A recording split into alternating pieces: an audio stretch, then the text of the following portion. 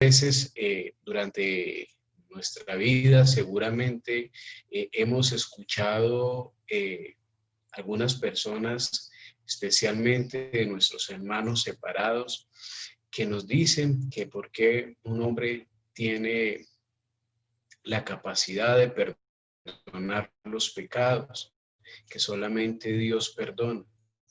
No es el sacerdote que perdona, el sacerdote lo hace en nombre de Cristo, en nombre de nuestro Señor Jesucristo, en persona Cristo. Él es el quien, a través de esa unción y a través de ese ministerio que Dios le ha concedido y que viene por lo que hemos venido hablando durante todo este tiempo de la tradición apostólica, se ha dado esa posibilidad, ese don y ese sacramento de perdonar los pecados. También hay que entender, y más adelante lo explica el Catecismo de la Iglesia Católica, que también hay que entender al Dios no solamente compasivo y misericordioso, al Dios que nos perdona, al Dios que nos da su amor, al Dios que nos reconcilia con Él, sino también al Dios juez. Jesús en alguna ocasión, en un diálogo con uno de sus discípulos, con Pedro, Pedro le dice, ¿cuántas veces tengo que perdonar? El Señor dice, hasta 70 veces 7. El hasta también significa que hay un límite. Hay un límite, no en el perdón y en la misericordia de Dios, porque Dios no tiene límites, sino que nosotros debemos considerar que también tenemos que ser conscientes de nuestras faltas y de nuestros pecados. Es cierto que Dios perdona, pero ese perdón depende de que nosotros lo busquemos, de que nosotros estemos deseosos de buscar esa misericordia de Dios, porque si no, Dios limitaría nuestra libertad. Hay personas que no, no, no se confiesan y no se confiesan por sus ideas, por este tema también de que algunos piensan que sí, es cierto, el sacerdote es un ser humano que comete pecados, pero ha sido una persona que ha venido siguiendo esa tradición apostólica y que se le ha otorgado esa posibilidad de perdonar los pecados. Por eso, eh, recibir la misericordia de Dios depende de nosotros. Recordemos esta escena de Jesús con los dos hombres que habían cometido un delito. Y habían dos hombres al lado de Jesús en la cruz. Uno de ellos reconoció a Jesús y esa oportunidad la aprovechó él para pedirle al Señor que le perdonara sus pecados. Esa oportunidad la aprovechó él para reconocer a Jesús y para decirle a él que lo llevara al paraíso, hacerle esa petición a Jesús. Jesús inmediatamente le dice, hoy estarás conmigo en el paraíso. Esas palabras de Jesús ratifican el perdón de Dios, la misericordia de Dios que se da a través de nuestro Señor Jesucristo. Pero al otro lado, había otro que estaba en las mismas condiciones de pecado, con los mismos delitos por los que había sido juzgado y había sido llevado a esta condena. Este hombre, en vez de aprovechar esa oportunidad, lo que hizo fue injuriar a Jesús, hablar mal de Jesús, a darle una serie de improperios al Señor y no aprovechó esta oportunidad que se le había presentado aquí en la tierra, que se le había presentado en ese momento. Y lamentablemente no pudo él haber sido perdonado de sus pecados. Es cierto, Dios perdona todo, pero perdona en la medida en que yo busque esa misericordia de Dios, en que yo busque al Señor, en que yo esté deseoso de buscar esa misericordia del Padre Celestial. ¿Por qué? Porque el Señor no obliga absolutamente a nadie.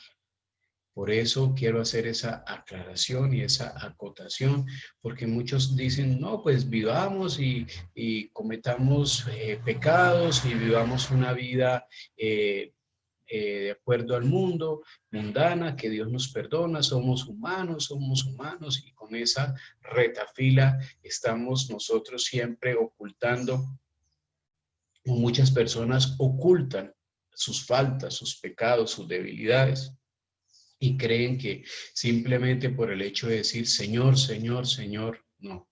Tenemos que buscar esa misericordia del Señor. Tenemos que sentir el arrepentimiento profundo de haber ofendido al Señor, de mirarlo a los ojos, de pedirle perdón. Y ahora, gracias a ese, a esa misión que Jesús da a sus discípulos, porque Jesús les dice a sus discípulos, vayan, bautice, predique, hable en el nombre del Padre, en el nombre del Hijo, en el nombre del Espíritu Santo. Perdonen los pecados, sanen a los enfermos. Una serie de instrucciones que Jesús da a sus discípulos, y dentro de esas instrucciones está específicamente esta de perdonar los pecados. Por eso nosotros en el credo, en la profesión de fe, manifestamos a Dios que creemos en el perdón de los pecados, que creemos en el perdón de nuestras faltas, cuando hay un sincero arrepentimiento de parte nuestra, cuando hay un sincero deseo de seguir ese camino hacia la conversión, porque la conversión es el paso siguiente a la santidad. Nosotros estamos llegando, nosotros vamos en un camino espiritual, y seguramente cada uno de nosotros irá evaluando en qué va en ese camino espiritual, en ese camino hacia la salvación, en ese camino hacia la santidad. ¿Dónde vas tú en ese proceso de conversión? Si ya has logrado realmente dar ese giro de 90 grados que el Señor nos está pidiendo que hagamos para seguir al siguiente nivel, porque así como nosotros maduramos humanamente, pasamos de ser niños a ser jóvenes, a ser adultos, así también nosotros vamos creciendo en nuestra vida espiritual. Vamos realmente fortaleciendo nuestra fe. Para eso el Señor nos dejó todos estos instrumentos tan importantes, su palabra en las Sagradas Escrituras, la tradición apostólica, los sacramentos que la Iglesia fielmente administra, porque la Iglesia no es dueña de los sacramentos. La Iglesia lo que hace es administrar esos sacramentos que Jesús ha dejado. Pero qué importante que nosotros entendamos, queridos hermanos, que en ese crecimiento espiritual tenemos que ir nosotros entendiendo ese rostro misericordioso del Señor, pero también que eso del perdón de nuestros pecados depende también de nosotros mismos, de buscarlo. Por eso las puertas siempre están abiertas. El Señor ha hablado de las puertas abiertas, ha presentado muchas imágenes lindas del padre que espera a su hijo que regrese a la casa, de ir en búsqueda de la oveja perdida, de la oveja que se ha descarriado, de ponerla en sus hombros y llevarla, pero la oveja tiene que ser dócil, la oveja tiene que ser obediente. Por eso escuchábamos en el Evangelio el domingo pasado cómo el Señor hacía esa distinción entre las ovejas y las cabras. En el tema de los que saben de todo este tema de lo que significan estos dos animales, pues sabemos que la oveja es un animal muy dócil, que se deja conducir, que se deja llevar, que se deja conducir por el pastor. Y la cabra pues tiene unas características, este animalito que le gusta treparse en las colinas y que se sube por allí y que va por un lado y por el otro, y a veces es muy difícil de encarrilar, a veces es muy difícil de conducir. Por eso el Señor hace esa distinción. La docilidad es importante. Y para que nosotros podamos sentir esa misericordia infinita del Señor, tenemos que buscarla. Tenemos que buscarla. Dios perdona nuestros pecados cuando hay un sincero arrepentimiento. Y es creer en esto, queridos hermanos, creer en esa posibilidad de buscar al Señor, de acercarnos a Él a través del sacramento de la reconciliación, que es un sacramento maravilloso. Uno como sacerdote siente su esencia sacerdotal en el sacramento de la Eucaristía, cuando tiene la oportunidad de celebrar la Eucaristía, de celebrar la presencia real y viva del Señor allí.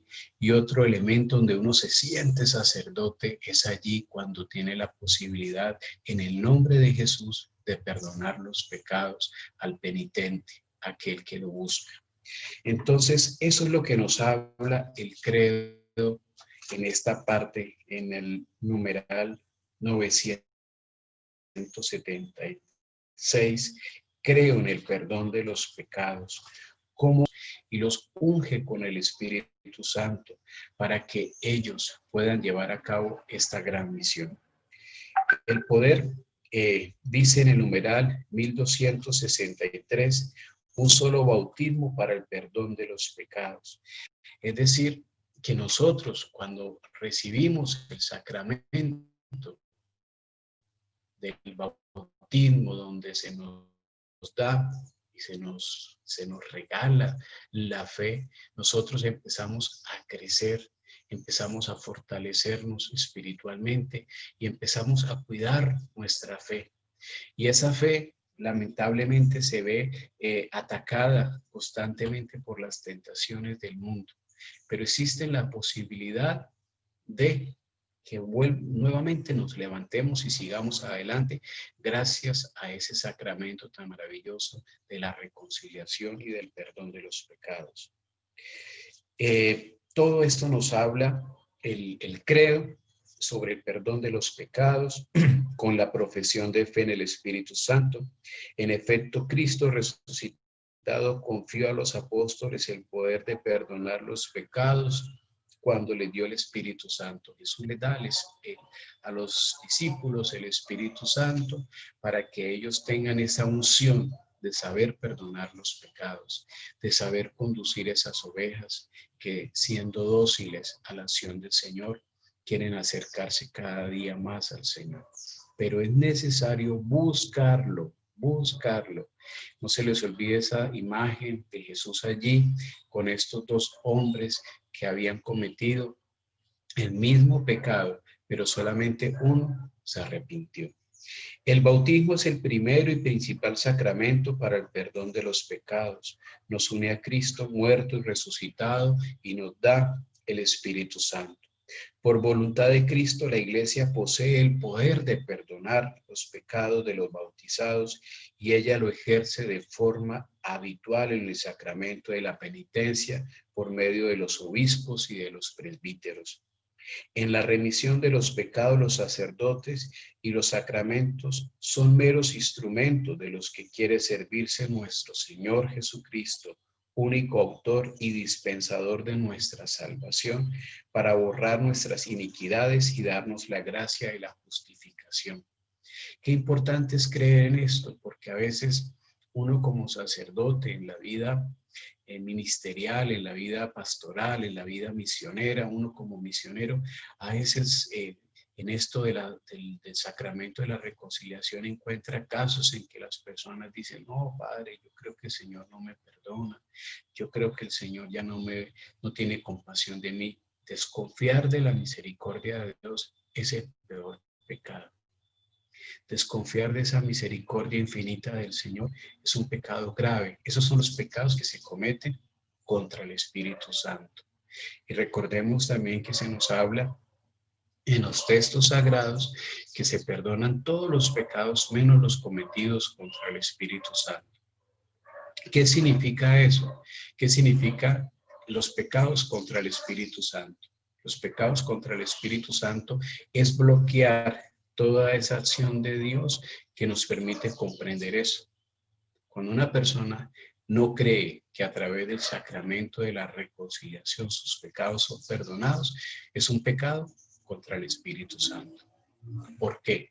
Porque si Jesús da, porque Dios da el Espíritu Santo a sus discípulos para que ellos, llenos de ese Espíritu Santo, puedan perdonar los pecados, es negarnos la posibilidad de recibir ese amor y esa misericordia infinita del Señor.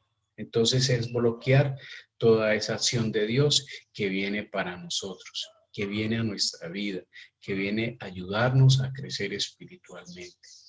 Hay que entender eso. Una de las cosas que seguramente en el apostolado de la sangre de Cristo siempre se nos ha pedido es esto, es buscar la reconciliación, buscar el sacramento de la reconciliación, buscar estar en paz siempre en nuestro corazón. No hay cosa más agradable que poder estar nosotros en paz con Dios, en paz con nosotros mismos, en paz con los demás. Qué bueno que podamos sentir que nuestro corazón se ve libre de toda circunstancia, de toda situación que ha manchado nuestra alma, que ha dañado nuestra vida espiritual, pero que el Señor nos ha dejado allí a través del Espíritu Santo y a través de la Iglesia, que es su esposa, este sagrado sacramento tan importante. Yo los invito para que no dudemos de esto, no dudemos de acercarnos al sacramento de la reconciliación. No importa el sacerdote que te escuche, no veas al hombre, ve a través de esa persona, de ese sacerdote, a Jesús, quien te abraza, quien te acoge, a la imagen del Padre que abraza al Hijo pródigo, y la imagen del Padre misericordioso y bondadoso que te escucha, como el hijo que va donde su papá y le pide perdón por las faltas cometidas y siente que su padre lo ha escuchado y que lo ayuda en ese camino hacia ese proceso de conversión. Seguramente nosotros nos han pasado muchas cosas y en nuestra vida espiritual, en nuestro proceso de conversión hemos vivido muchas experiencias en las cuales hemos dado muchos pasos y de pronto estamos sintiéndonos bien y cometemos un error, nos hace mirar hacia atrás, no en nuestra condición de pecados, sino de pronto en reconocer que de pronto nos falta aún más. Pero cada vez que mires atrás, mira siempre el rostro compasivo del Señor, que te invita a que no te quedes en el pasado, sino que mires hacia adelante, que mires hacia tu futuro, hacia la Jerusalén celestial, donde el Señor te está invitando. El artículo número 11 en el numeral 988 nos habla de el credo en la resurrección de la carne, la resurrección de Cristo, creer en la resurrección de Cristo. Estos días en los que seguramente ustedes no sé si han escuchado alguna noticia que se ha hablado del cuerpo de Jesús y todo esto, hay que tener mucho cuidado porque aún existe y van a existir y seguirán existiendo personas que quieren mancillar la imagen de nuestro Señor Jesucristo, la imagen del hombre que cambió la historia de la humanidad, del verdadero hombre, del verdadero Dios hecho hombre en medio de nosotros. Esa imagen de Jesús, miren, Jesús fue una persona que cuando vino a este mundo se comprometió en el plan de salvación de Dios de una manera total, al 100%. En Jesús no había ningún escape, ninguna duda de lo que Él estaba haciendo y de lo que Él estaba realizando. Tenemos que entender a Jesús como el hombre perfecto al cual todos y cada uno de nosotros debemos imitar y debemos seguir. No debemos dejarnos desvirtuar en la fe por comentarios, por tonterías, durante tanto tiempo se han dicho tantas cosas de Jesús, tantas cosas para desvirtuar su imagen, para dañar su imagen, para volver a Jesús un hombre del común. Jesús fue un hombre, sí, como nosotros, en nuestra condición humana, pero fue un hombre integral en todo lo que hizo, en todo lo que realizó, en todo lo que realizó. Yo muchas veces le digo a las personas cuando doy un retiro, cuando doy una conferencia, que Jesús tuvo un tiempo de preparación increíble. Jesús se preparó de una manera excepcional para lo que tenía que enfrentar. Por eso él tenía muy bien conectado esto, la cabeza, con su corazón, con su boca, con sus sentimientos. Todo estaba conectado muy bien en Jesús. A Jesús no se le escapó absolutamente nada, nada. Él estaba realmente conectado con la misión que tenía que realizar. No tenía tiempo para ponerse a vagar en cosas del mundo, en cosas del mundo. Él estaba muy concentrado en lo que él tenía que hacer. Él tenía que hacer. Entonces hay muchos faranduleros dentro de la,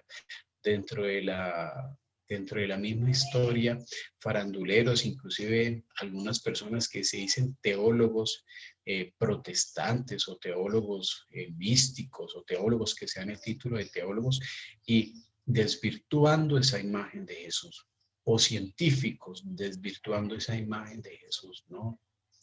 Nosotros como cristianos, como católicos, tenemos una imagen perfecta de Jesús. En estos días en que la humanidad, especialmente en estos días de farándula, en la que se murió un hombre que jugaba fútbol, Diego Armando Maradona, y que las personas lo convirtieron en un ídolo humano. Yo decía en estos días, en una Eucaristía, le decía a las personas, miren que cuando Jesús murió, solamente estuvieron 4 personas junto con él en la cruz. 4 personas que lo apoyaron y que estuvieron con él hasta el último momento. Ahora en estos días en que se murió este señor del fútbol, ¿cuántas personas? Millones y millones y millones de personas allí, ¿no? Jesús fue el hombre que cambió realmente la historia de la humanidad, y no con un balón de fútbol, no con una canción, no haciendo dinero, no siendo un hombre que utilizó la fama, no. Jesús cambió la historia de la humanidad siguiendo la voluntad de Dios, amando a los demás, sirviendo a los demás y dejando un mensaje en la historia de la humanidad que no se ha borrado hasta el día de hoy. Ese es el verdadero hombre, ese es el verdadero Dios hecho hombre en medio de nosotros. Por eso, seguir a Jesús y estar convencido de sus palabras y de sus enseñanzas nos debe asegurar cada día más nuestra fe y nuestra confianza en el Señor, especialmente en un mundo donde nos muestra una serie de ídolos falsos, de hombres idealizados por la farándula, por la fama, por el dinero, por el poder. Por eso Jesús, cuando el demonio viene y le presenta esta clase de tentaciones, él dice, no, no, no, el mundo a mí no me ofrece lo que mi Padre Celestial me ofrece. Y téngalo por seguro, el mundo no nos va a dar lo que Dios nos está ofreciendo. El mundo te puede ofrecer a ti poder, te puede ofrecer a ti fama, te puede ofrecer dinero, te puede ofrecer placer, pero el mundo jamás, jamás te puede dar lo que Dios te da. Perdonarlo. El Señor te perdona. El mundo no te perdona. Cometa usted un error en esta sociedad y verá cómo le caen encima, cómo destruyen su imagen, cómo pasan por encima. Cuántas personas han sido juzgadas injustamente, cómo han sido tratadas por el mundo y por la sociedad. Y todo eso pues es aprovechado y manipulado por el demonio, ¿sí? Dios es el único que nos levanta, que nos perdona, que nos reconcilia, que nos da su amor. Todos los días tenemos que estar convencidos nosotros de eso, de eso. Ver estos reflejos de una sociedad, que esos son los ídolos de la sociedad. Esos son los ídolos que, que, que nos presenta la sociedad. Esa clase de ídolos. De hombres que la sociedad y que el mismo mundo eleva como dioses, ¿no? El verdadero Dios es el Dios que nos muestra a Jesús, el Dios que sirve, el Dios que ama, el Dios que está con nosotros, el Dios que nos perdona, el Dios que nos reconcilia, el Dios que te busca, el Dios que te perdona los pecados, y el único que nos da lo que el credo de hoy nos está hablando, la vida eterna. Hermanos, no nos pongamos a apostar en otras cosas totalmente distintas. No pierdas el tiempo en cosas que realmente no te darán la felicidad total. No pierdas el tiempo en las cosas banales, ¿sí? Realmente gasta tus días, gasta tus horas, gasta tus minutos. Ofrécele al Señor tu tiempo, tu espacio. Pídele a Él las fuerzas necesarias para vivir en este mundo, pero no ser del mundo. Como Jesús en nosotros, ponernos esa coraza del Espíritu Santo para mantenernos firmes en la fe, en la fidelidad al Señor. Quería hacer ese paréntesis porque es algo que en estos días nos hemos encontrado y que, bueno, yo trabajo en varios colegios y los jóvenes a veces dicen, que el astro del fútbol, que el Dios del fútbol. No, el único Dios es el Dios que nos revela nuestro Señor Jesucristo. Ese es el verdadero Dios. ¿Y qué nos puede dar el mundo? Estas cosas. Estos falsos ídolos que nos muestra una sociedad, ¿sí? Estos falsos ídolos que nos muestra la sociedad. El verdadero Dios es el verdadero Dios es el Dios que nos muestra a nuestro Señor Jesucristo y el único que nos da la vida eterna. A ver, díganme ustedes, ¿quién nos puede dar la vida eterna? ¿El presidente de los Estados Unidos? En estos días dicen que es uno de los hombres más poderosos, el magnate más grande del mundo. ¿Quién nos puede dar la vida eterna? Dios. Dios. Dios es el único que te garantiza a ti, porque es una promesa que el Señor ha hecho a todo aquel que se mantiene fiel al Señor.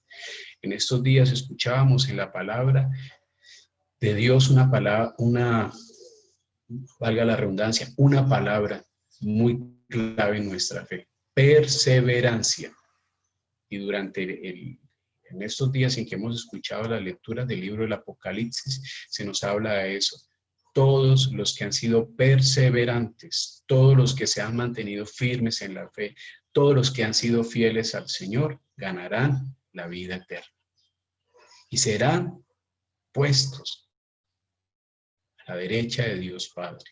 Serán puestos a la derecha de Dios Padre. Por eso, queridos hermanos, ahora que el credo nos habla del perdón de los pecados, de la resurrección de la carne, es como esas promesas que el Señor nos hace. Esas promesas que el Señor nos hace a través de nuestro Señor Jesucristo. Nadie, vuelvo y lo repito, y cuantas veces sea necesario lo voy a repetir, te puede dar lo que Dios te da. Nadie. Nadie. Entonces, ¿por qué perdemos el tiempo? ¿Por qué nos gastamos en cosas del mundo? ¿Por qué vivimos afanados en todas las cosas del mundo? ¿Por qué vivimos arrastrados por todas las cosas del mundo? ¿Por qué vivimos condicionados por todas las cosas del mundo si el mundo no nos da lo que Dios nos da?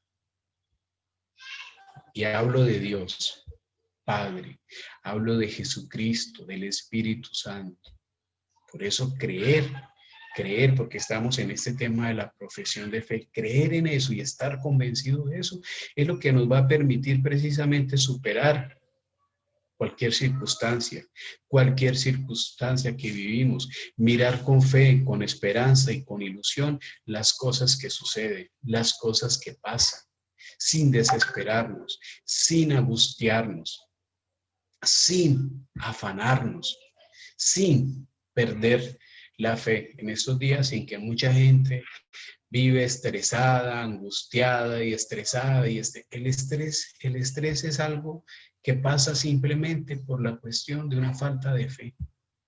Cuando una persona cae en el estrés y la falta de fe y de la falta de confianza en Dios, y con su rosario en la mano y dudando, yendo a misa y dudando, comulgando y dudando, recibiendo un sacramento y dudando, yéndose a confesar y dudando, porque muchas personas salen de un confesionario y dudan que Dios los ha perdonado y no se sienten perdonadas y no se sienten reconciliadas. Entonces, ¿qué está pasando allí? ¿Estamos haciendo una mofa? ¿Estamos haciendo una pantomima frente al Señor?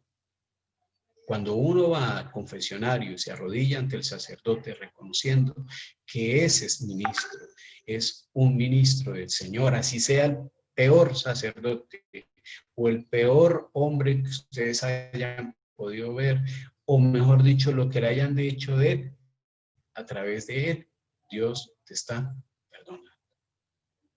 Dios te está perdonando. Y tú tienes que sentir ese perdón de Dios. Y lo digo con fuerza porque muchas veces nosotros nos dicen eso las mismas personas. Padre, no me sentí perdón. Entonces, ¿a qué fuiste, hermano? ¿A qué fuiste, hermano? A perder el tiempo. A perder el tiempo.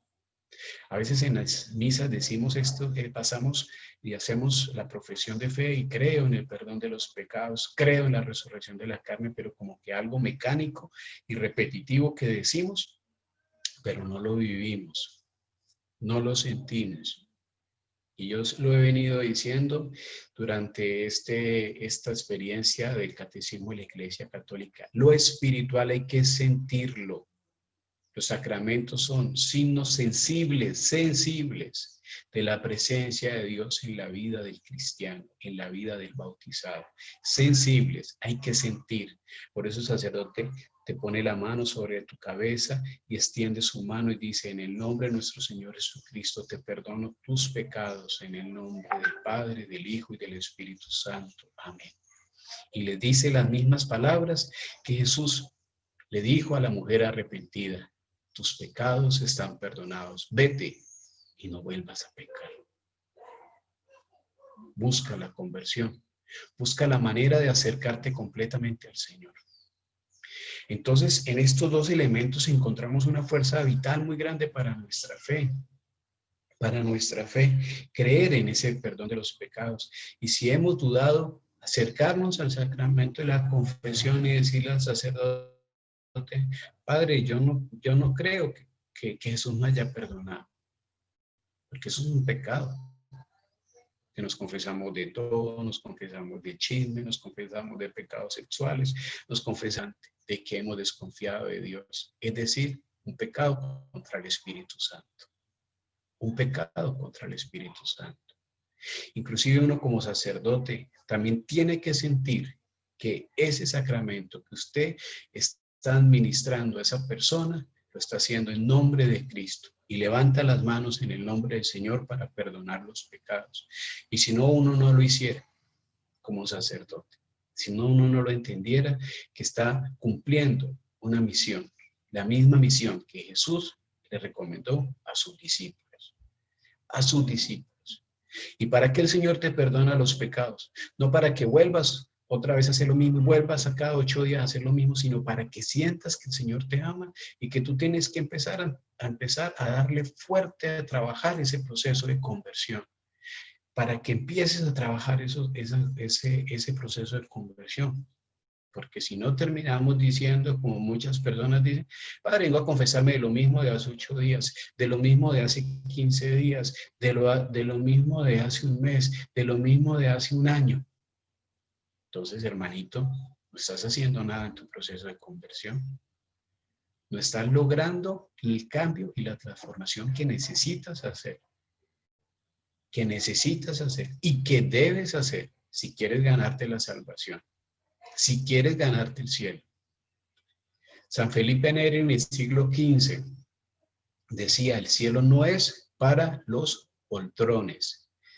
No sé si ustedes se han visto esas sillas gigantescas que a veces ponemos en las salas, que es la silla más grande que tiene ese conjunto de sillas en las salas, y que de pronto cada año las corremos de sitio y allí encontramos el cepillo, allí encontramos el peine, allí encontramos el lapicero, allí encontramos todo lo que se nos había perdido porque por fin logramos correr ese mueble.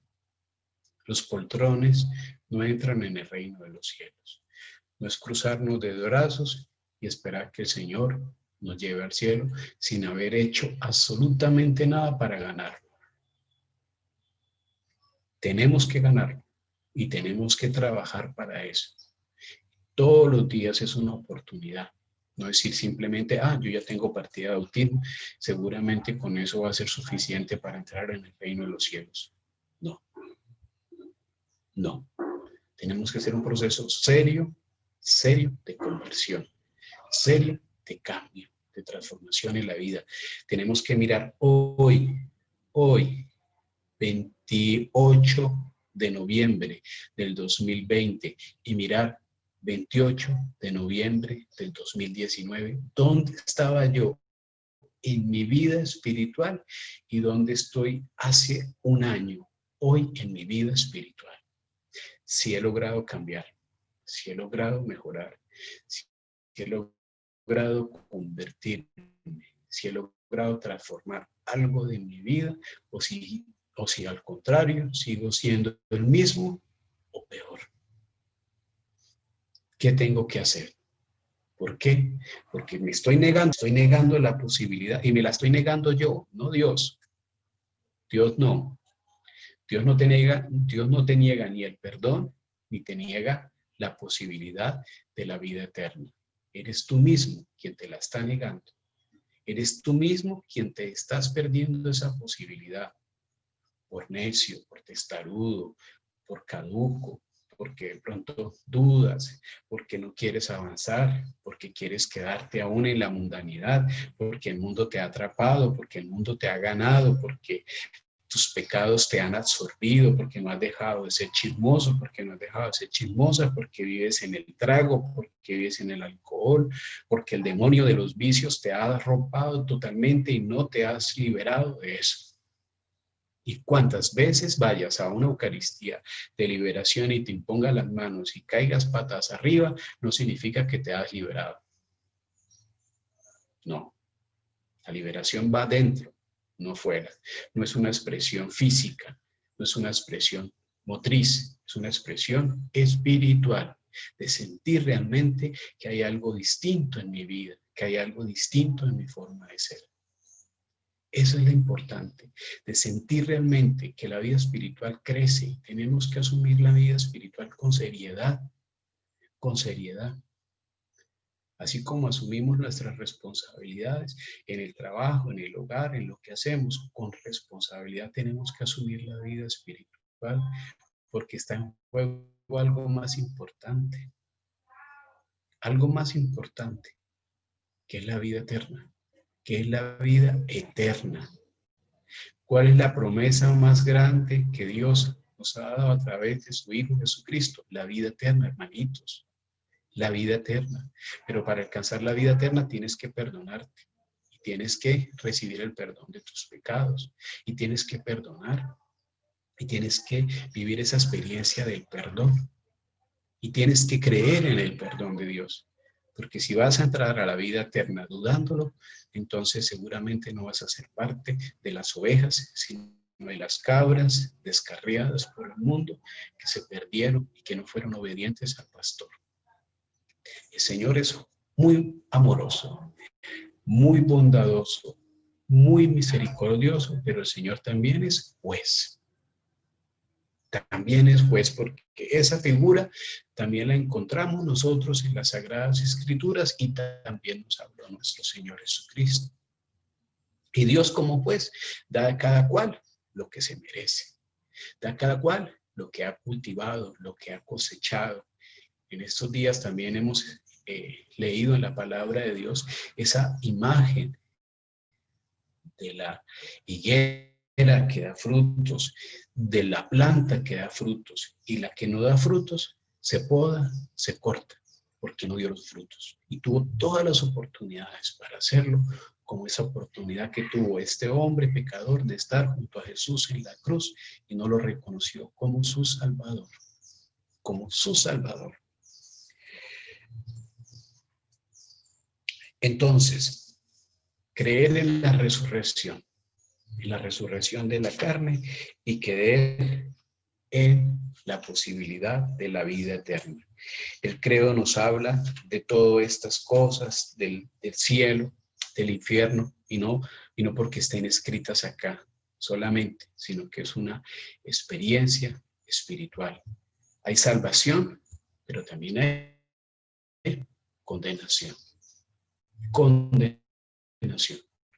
Nosotros hablamos muchas veces, y esto me lo preguntaba yo mismo como sacerdote, porque nosotros misericordioso de Dios, del perdón de Dios, de la bondad de Dios, pero también es necesario hablar de un Dios, de un Dios justo.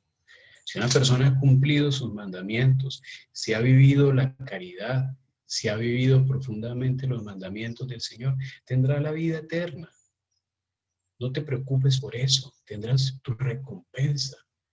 Tu sufrimiento, tu dolor en medio de ese proceso que has venido haciendo, tendrás su recompensa. Y seguramente has vivido también alegrías y has vivido momentos de vida, porque no se trata solamente de sufrir y sufrir y sufrir y sufrir y sufrir y padecer, no. Se trata de vivir cada circunstancia como la vive un cristiano, como la vive un católico, como la vive una persona de fe. Tenemos circunstancias similares, ¿sí? En estos días en los que estamos sometidos bajo una pandemia que nos ha llevado a encerrarnos, hay que preguntarnos, ¿cómo ha vivido esta pandemia un cristiano católico, un hombre, una mujer de fe? ¿Y cómo la ha vivido una persona que no cree en Dios, que no confía en Dios, que no tiene esperanza, que no tiene fe?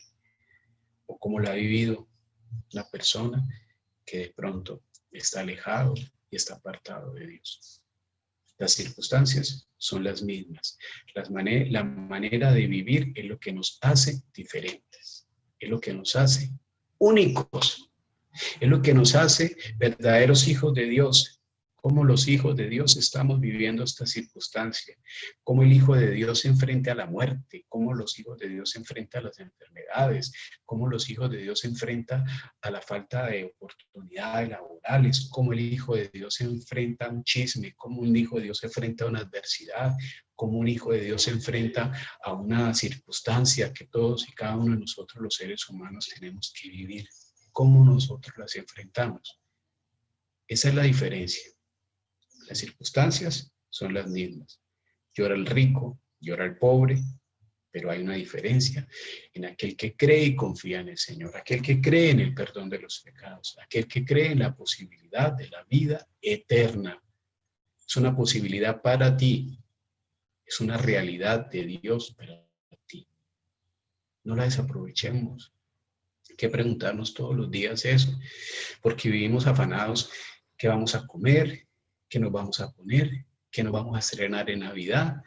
¿Qué arbolito voy a colocar este año?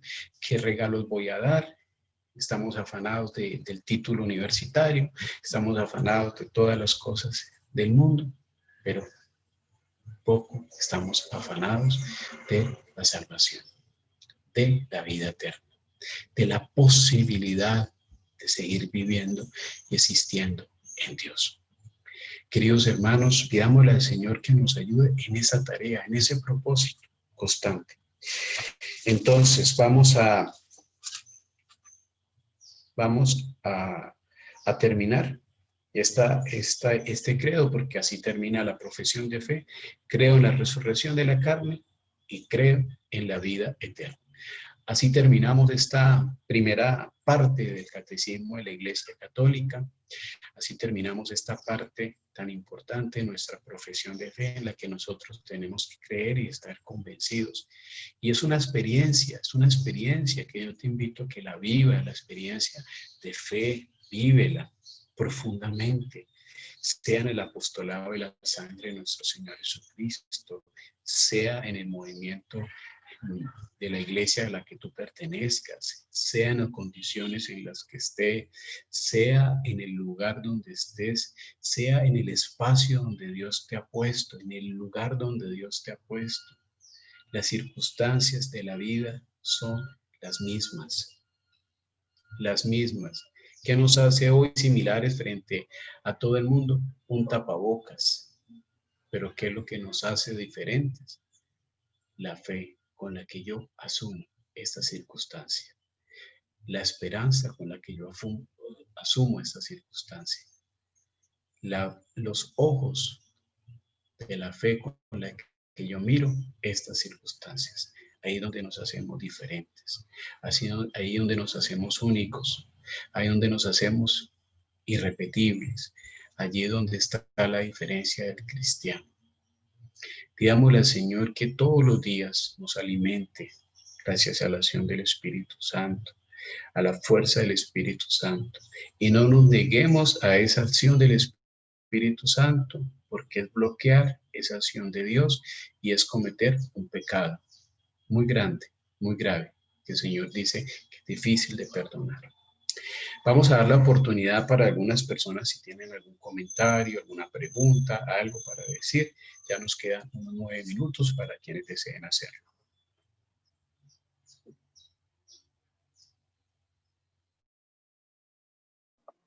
Sí, vamos a ver quién ha levantado la mano. Hasta el momento nadie.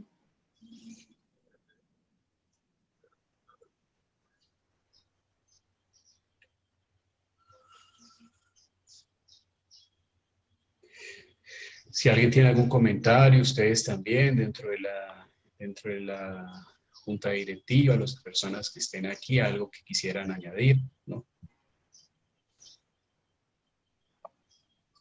César, ya le di paso para su audio. César, ¿puede activarlo, por favor?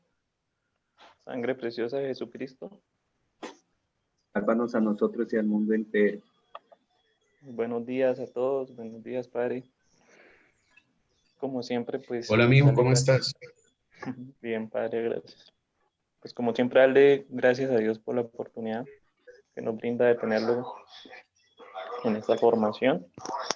Y pues, más que todo es como un compartir en la fe lo que quiero decir, y es que, bueno, como nos dice el Señor en el Evangelio del domingo pasado, pues habrá un juicio, habrá un momento en el cual pues tendremos que rendir cuentas de nuestra administración. Y estamos llamados a un juicio en el amor. Ese juicio en el amor, pues efectivamente lo vemos reflejado cuando el Señor dice en ese discurso escatológico todo acerca de las obras de misericordia. Y a veces pensamos que con ser católicos solamente, o con practicar pues, la devoción, ya con eso vamos a tener suficiente. Y pues es evidente que el Señor nos llama a algo muy profundo y que a veces lo ignoramos, y es el amor. O sea, lo ignoramos en cierta manera, no estoy diciendo que todos lo hagamos ni estoy generalizando, pero sí digamos que en el fondo a veces se nos olvida ese pedacito, ¿no?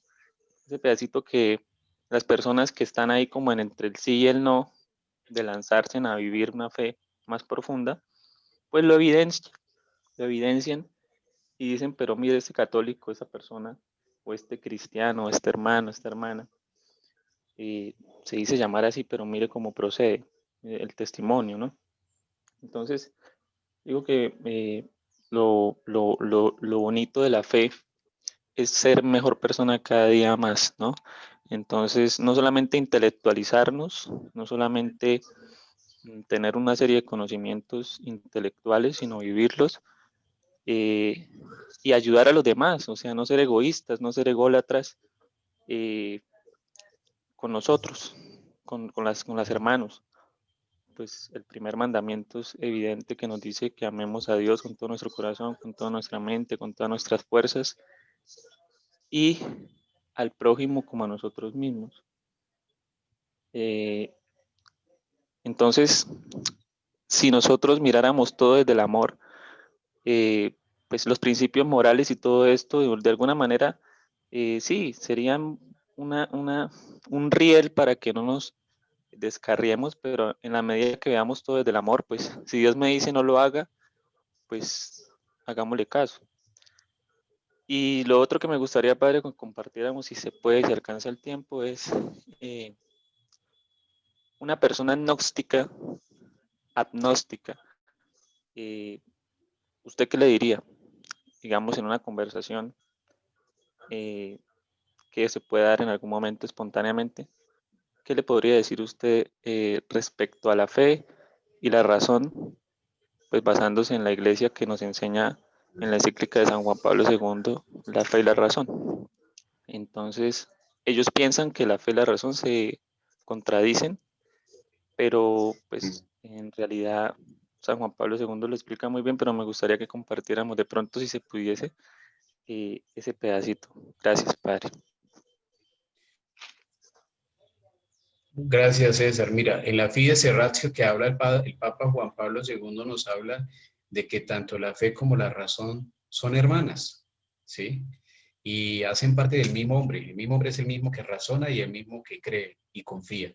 El gnosticismo nos aleja de Dios en el sentido en que todo lo quiere ver como desde el punto de vista de la energía como que da la vitalidad a la ser humano, y como que Dios es energía y Dios es energía y Dios es energía y Dios es energía. El gnosticismo arranca también desde un deseo profundo del ser humano de racionalizar a Dios, del querer racionalizar a Dios. Y a Dios no se racionaliza, a Dios se vive, se siente, se experimenta en lo más profundo de nuestro ser. Y esa experiencia de Dios es la que nos permite llevar a nuestra razón todo un concepto divino de lo que es Dios, de lo que es el Señor, ¿sí? Y aquí pongo, por ejemplo, esto que sucede con los niños que reciben los sacramentos a muy temprana edad.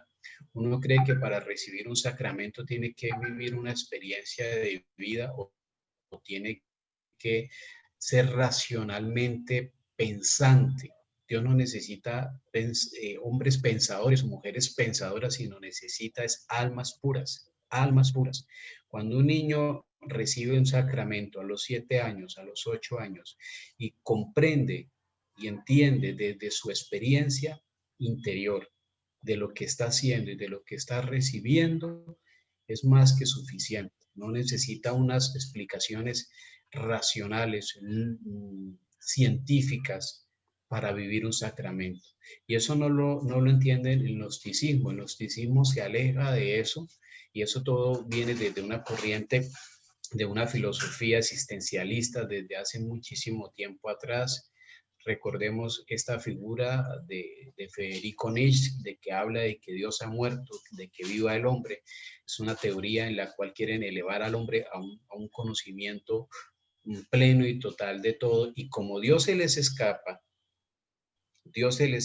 a esa razón, a esa lógica humana, entonces simplemente lo niegan, porque del gnosticismo pasamos a un ateísmo que es el ateísmo práctico, en el que hemos caído o en el que ha caído la sociedad, simplemente negar lo que yo no puedo experimentar.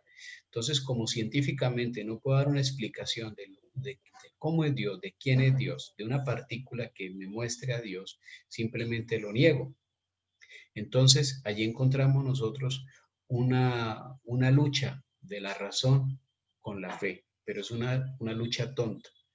El gran pensador y uno de los hombres que nosotros sabemos que fue Albert Einstein, que fue un hombre que desarrolló su cerebro un poquito más y que logró investigar algunas cosas, decía una frase muy famosa, muy linda, decía: a Dios solo se entiende de rodillas. Esa persona que logró adelantarse, digamos, en el nivel científico, esa persona no solamente era científica, sino sabia, ¿sí? Ya su forma de vivir, su estilo de vida, cualquier cosa, pero él nunca desconoció a Dios, nunca dudó de Dios, ¿sí? Los que niegan a Dios, los que se cierran a esa posibilidad de la experiencia de Dios, tienen una ignorancia increíble, una ignorancia, así tengan el PhD en Harvard o en Oxford o en cualquier universidad prestigiosa del mundo, pueden tener los títulos más grandes del mundo, ¿sí? Como el famoso científico Atkins, quien hablaba de la negación de Dios, que a la hora de la verdad lo que él hacía era una reafirmación más de la existencia de Dios. Cada vez que yo niego a Dios, acepto más que Él existe, simplemente que no lo acepto. Una cosa es negar, otra cosa es aceptar. ¿sí? Entonces, allí encontramos nosotros esas contrariedades que se dan dentro del mismo gnosticismo.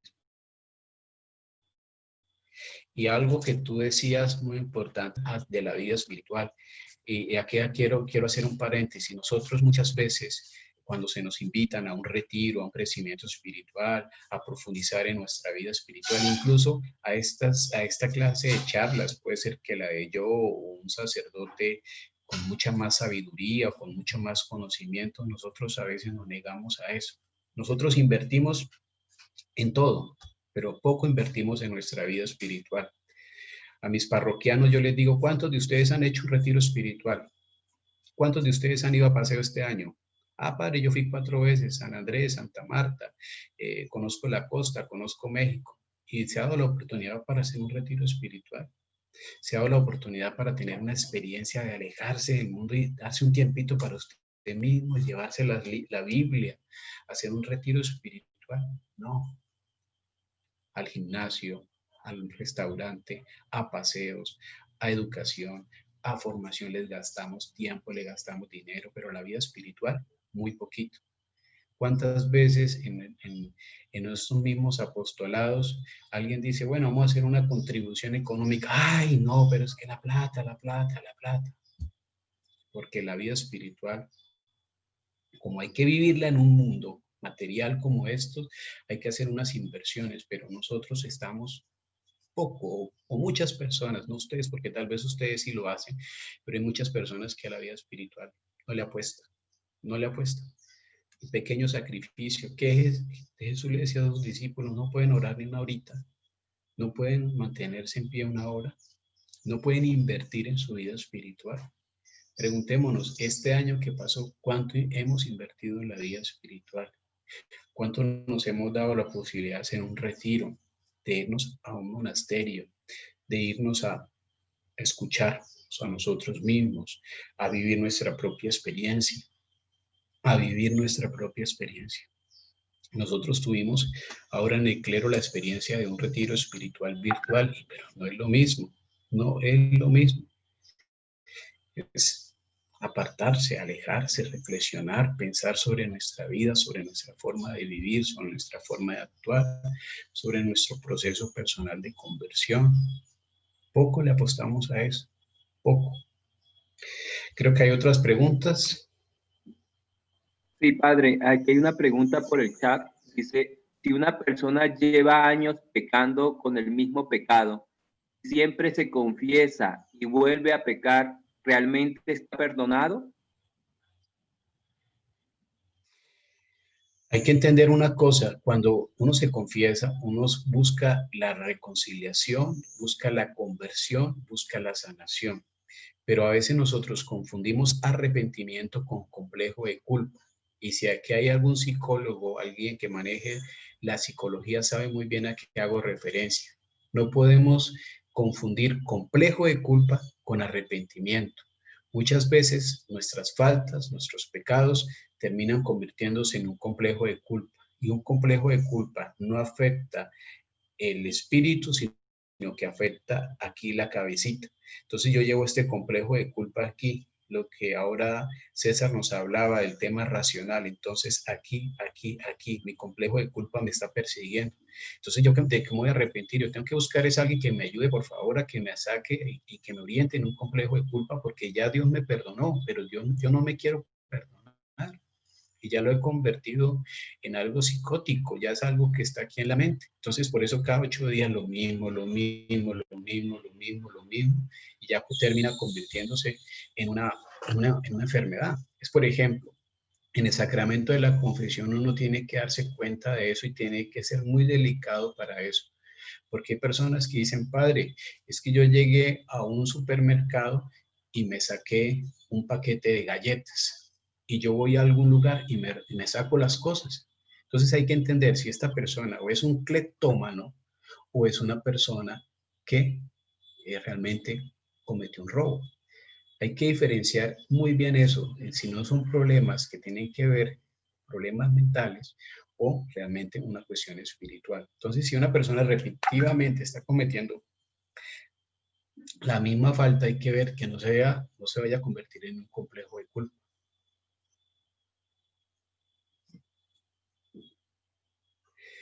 Muy bien. Padre, ya creo que hay una persona. ¿Hasta qué hora vamos, padre? Qué pena. Son las 10:05. Tenemos 10 minutos más. Ah, bueno. Aquí hay alguien, María Barrera, que levantó la mano. Ya le habilité el audio, por favor. ¿Puede hacer su pregunta?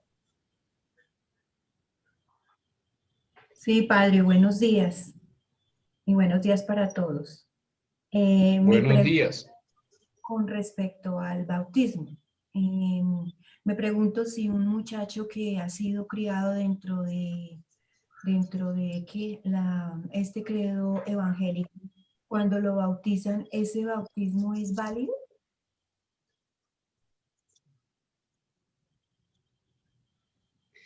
El bautismo o sea, si una persona ya ha sido bautizada, digamos, en un movimiento, en una secta protestante, no se vuelve a realizar. Lo que se hace es una profesión de fe. Ya el rito como está, como tal, ya se llevó a cabo. Lo que se hace o lo que se recomienda hacer una profesión de fe, que él vuelva a profesar su fe en los principios cristianos católicos, ¿sí? Cristianos católicos.